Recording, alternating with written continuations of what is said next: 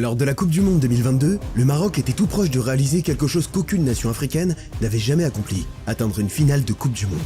Mais leur parcours s'est arrêté en demi-finale face à la France.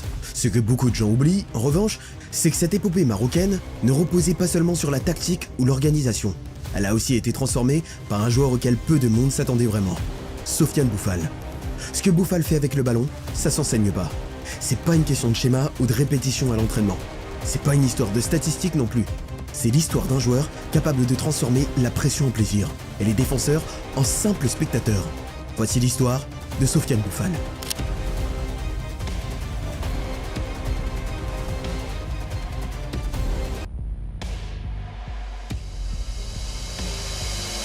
Le 6 décembre 2022, après la victoire historique du Maroc contre l'Espagne, un pas de plus vers un exploit jamais vu pour une nation africaine, toute l'attention s'est portée sur les stars. Achraf Hakimi, Yacine Bounou et bien d'autres. Mais pendant que les caméras suivaient les noms habituels, un moment précis a fini par voler toute la lumière cette nuit-là. C'était Sofiane Boufal, tenant la main de sa mère et dansant avec elle devant le monde entier. Mais pourquoi ce moment est-il devenu l'image forte de cette soirée ? La vérité, c'est que quand on connaît vraiment le début de la carrière de Sofiane Boufal, on comprend mieux cette scène. Boufal est né à Paris de parents marocains. C'est là qu'il a grandi, en jouant au football dans la rue et sur des petits terrains, plutôt que dans des académies structurées. Son jeu s'est construit dans les espaces réduits, avec des décisions rapides, en jouant d'abord pour le plaisir avant de jouer pour le résultat. Mais ses parents avaient beaucoup de mal à joindre les deux bouts. Sa mère l'a élevé seule, il l'a raconté lui-même. Bah ouais, elle est tout pour moi. Malheureusement, on n'a pas eu une enfance facile parce que voilà, ma maman nous a élevés toute seule. Elle s'est toujours battue pour nous, elle a sacrifié sa vie pour la nôtre. Un jour, j'avais 18 ans et j'étais en cours et l'emploi du temps que j'avais ne me permettait pas de m'entraîner ici. Donc il fallait faire un choix et à ce moment-là, j'étais avec ma maman et je lui ai dit voilà maman, laisse-moi arrêter l'école et me consacrer uniquement au foot et tu verras que tu travailleras plus d'ici 1 an et demi. Et il avait raison, car à seulement 13 ans, des recruteurs à travers l'Europe suivaient déjà ses performances. Il n'était pas encore un grand nom, mais tous ceux qu'il voyait jouer arrivaient à la même conclusion. Ce gamin était incroyablement à l'aise avec le ballon. Ce confort avec le ballon est devenu son identité. Moi, mes premiers ballons, en fait, j'étais tout le temps chez moi sur le balcon et puis je voyais des petits jouer souvent le mercredi après-midi. Et moi, j'avais pas encore l'âge pour jouer, j'avais pas de licence, mais toujours j'escaladais le portail et j'allais jouer avec eux. Donc je l'ai fait 1 fois, 2 fois, 3 fois. L'éducateur en a tellement eu marre qu'après il m'a accepté. Et du coup, c'est comme ça que j'ai commencé à jouer au foot et j'ai commencé 1 an avant tout le monde. Quand Boufal est entré dans le football professionnel, d'abord par des structures modestes, puis au centre de formation d'Angers, on voyait tout de suite qu'il jouait différemment. Il prenait des risques, il driblait quand d'autres faisaient la passe. Il tentait des choses auxquelles beaucoup de joueurs ne pensaient même pas. Ce qu'il faisait avec le ballon était impressionnant. Dans certains matchs, il prenait le ballon très bas, traversait la moitié de l'équipe adverse et marquait le but qui faisait gagner son équipe. Si aujourd'hui tu trouves Cherki spectaculaire et dangereux, Boufal faisait déjà ce genre de choses quand il était jeune. À partir de ce moment-là, Sofiane Boufal n'était plus seulement un ailier technique, il était devenu un vrai problème pour les défenseurs. Mais la carrière de Boufal n'a jamais été un long fleuve tranquille. Et ce même style, cette créativité qui le rendait spécial, est aussi devenu ce que le football avait du mal à accepter pleinement. En août 2012, à seulement 18 ans, Boufal a fait ses débuts professionnels avec Angers, en entrant en jeu en fin de match lors d'une défaite 1-0 à domicile contre Istres. Ce n'était pas un match marquant, mais c'était le début. La saison suivante, il a connu sa première titularisation professionnelle lors d'une victoire 4-2 à l'extérieur contre ce même Istres. À partir de là, il est devenu un joueur régulier. À la fin de cette saison, il avait disputé 31 matchs, toutes compétitions confondues. Lors de la saison 2014-2015, pendant qu'Angers jouait la montée, Boufal a été l'un des éléments clés qui ont permis au club d'accéder à la Ligue 1. Une fois promu, il est devenu un titulaire indiscutable. À mi-saison, il avait marqué 4 buts en 16 matchs. 4 buts pour un ailier sur une saison, c'est pas impressionnant sur le papier. Mais ni les supporters ni le club n'y voyaient un échec. Parce qu'il faut comprendre une chose, Boufal apportait bien plus que des buts. Sa vraie force n'a jamais été le nombre de buts, mais le dribble. Des appuis rapides, un centre de gravité très bas, la capacité d'éliminer plusieurs défenseurs dans des espaces extrêmement réduits. Peu importe le poste offensif qu'il occupait, il se distinguait toujours. Boufal ne jouait pas en sécurité, il portait le ballon, il provoquait sous pression et il tentait des choses qui ne passaient pas toujours. Et très vite, Lille est venu frapper à la porte.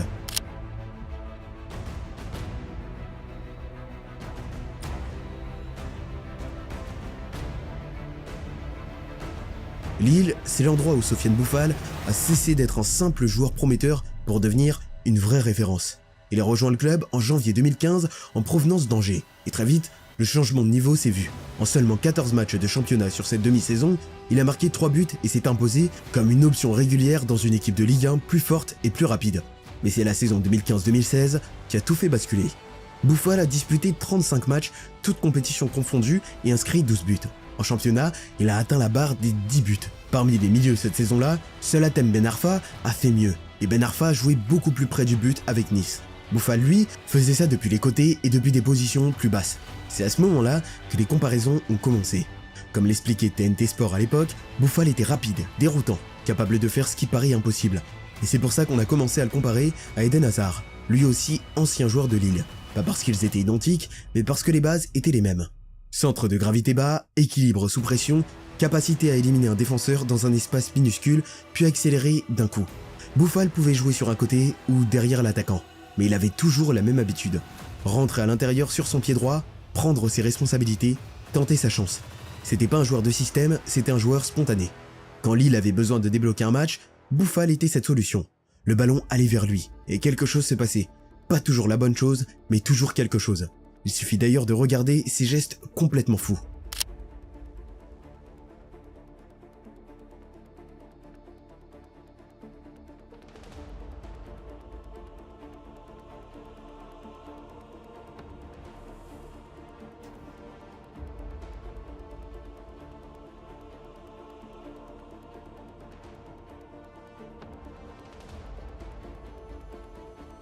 À la fin de cette saison-là, les clubs plus huppés suivaient son évolution de très près. Et parmi toutes les options qui s'offraient à lui, Boufal a choisi Southampton.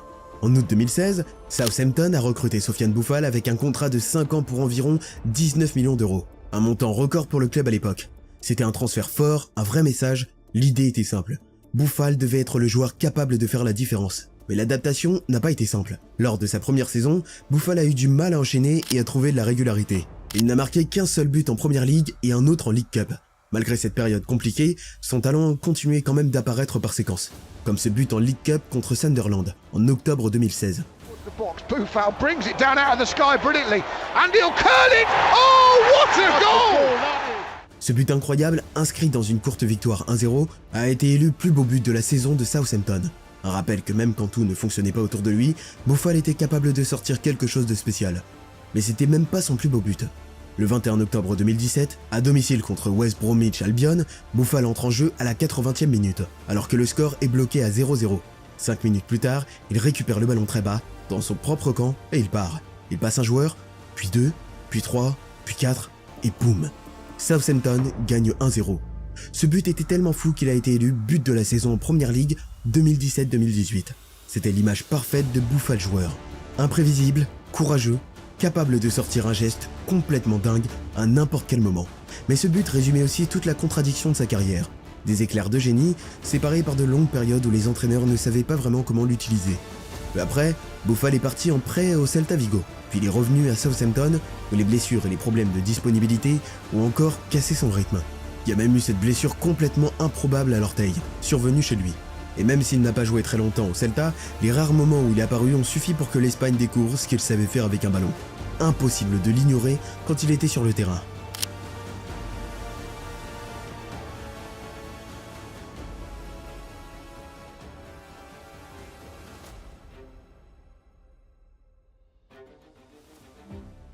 Finalement, il est retourné à Angers.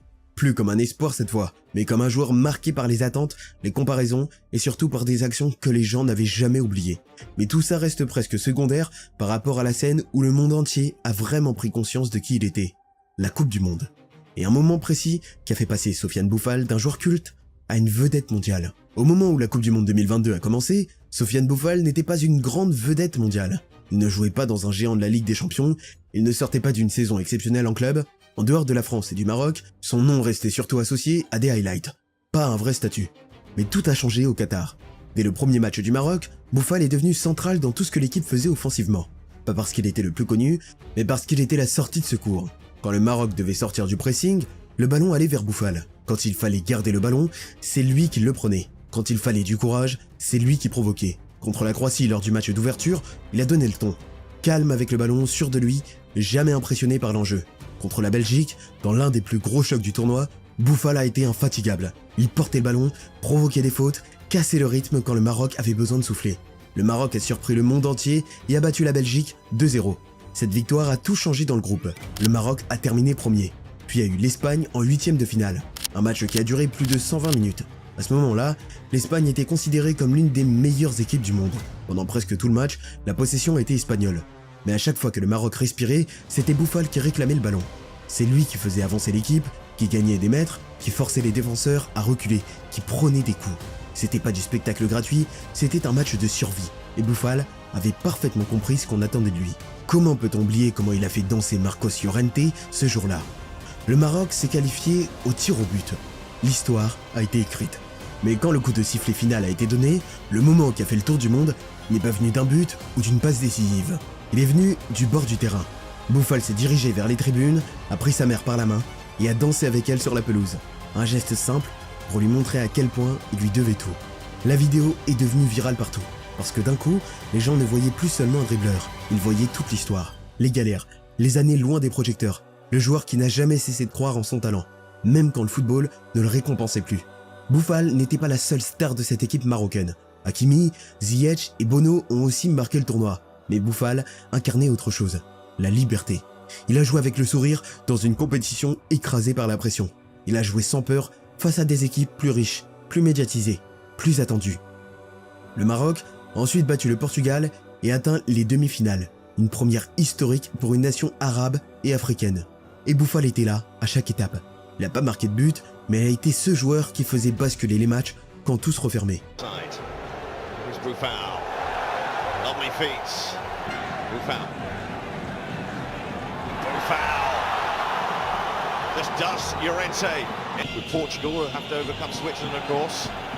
Quand le Maroc a finalement été éliminé par la France, Boufal avait réussi quelque chose qu'il n'avait jamais totalement accompli en club.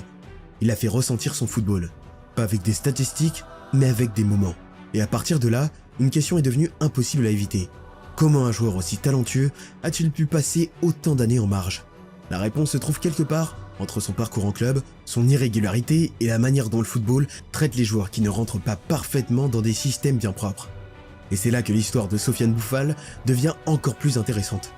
Après la Coupe du Monde, Sofiane Boufal n'est pas devenu soudainement une superstar ni un nom qui revenait partout sur les listes de transferts. Les clubs européens de haut niveau n'étaient pas dans la course pour le recruter, et cela en dit long sur la façon dont le monde du football l'a toujours traité. Boufal n'a jamais été facile à classer. C'est pas un ailier classique collé à la ligne, c'est pas un numéro 10 à l'ancienne qui dicte le tempo, c'est pas une machine à presser, c'est pas un joueur de système, c'est un footballeur qui a besoin de liberté.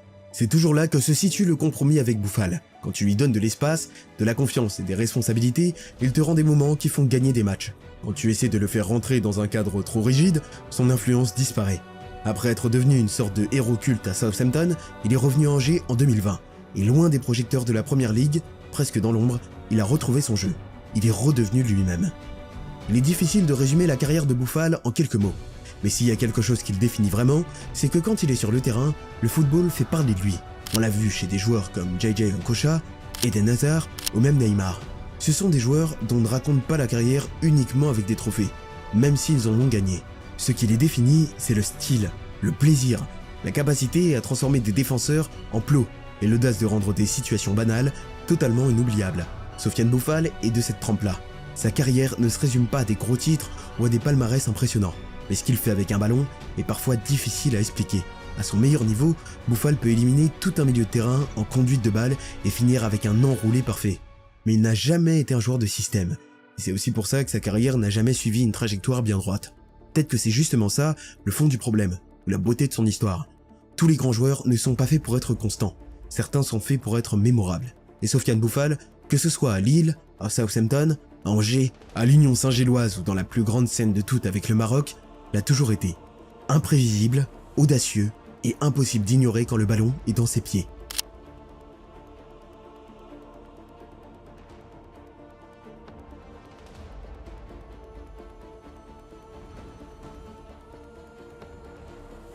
Sofiane Boufal ne sera jamais jugé selon les critères habituels du football quand on parle de grandeur. On ne le définira pas par des votes au Ballon d'Or. On ne résumera pas sa carrière à une armoire à trophées ou à des pages de statistiques.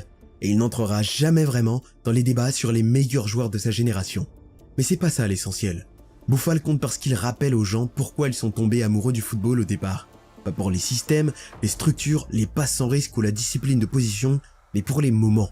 Le petit pont qui ne devait jamais passer et qui passe. Le dribble qui met tout un stade debout. Le but qui fait applaudir même les supporters adverses. Cette image d'un joueur qui danse avec sa mère serait la plus grande scène du monde, ces moments-là restent gravés. La carrière de Boufal a été chaotique, des hauts, des bas, brillant une semaine, discret la suivante, trop libre pour certains entraîneurs, trop risqué pour d'autres. Mais chaque fois qu'on lui a fait confiance pour s'exprimer, il a offert quelque chose de rare, de la joie. À Lille, il jouait sans peur. À Southampton, il a offert à la Première Ligue l'un de ses plus beaux buts. Avec le Maroc, il est devenu un symbole de fierté, d'identité et de liberté. Et c'est pour ça que l'histoire de Boufal mérite d'être racontée. Tous les footballeurs ne sont pas faits pour dominer une époque. Certains sont là pour l'illuminer. En quelques années, personne ne demandera à quelle place Sofiane Boufal se situait parmi les grands. Les gens poseront des questions beaucoup plus simples. Tu te souviens de ce but? Tu te souviens de ce dribble? Tu te souviens de ce moment en Coupe du Monde? Et la réponse sera toujours la même. Oui, parce que ce que Boufal fait avec le ballon, c'est pas juste du talent, c'est une émotion.